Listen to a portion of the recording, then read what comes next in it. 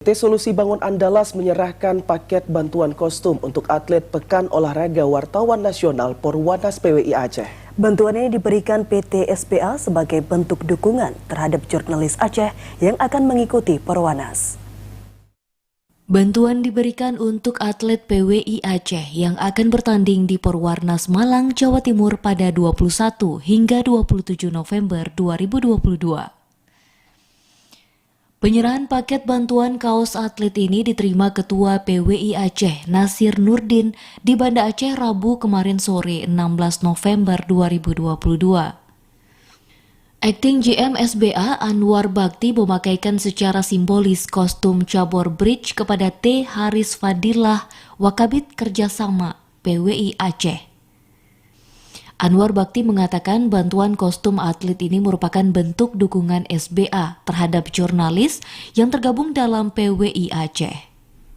Bantuan ini juga diberikan sebagai langkah untuk meningkatkan silaturahmi dan bentuk dukungan terhadap jurnalis.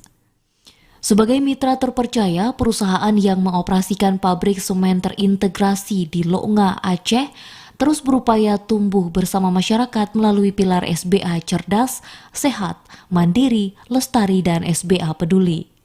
Sebelumnya, Ketua PWI Aceh Nasir Nurdin menyampaikan apresiasi dan terima kasih atas support akting GM SBA Anwar Bakti.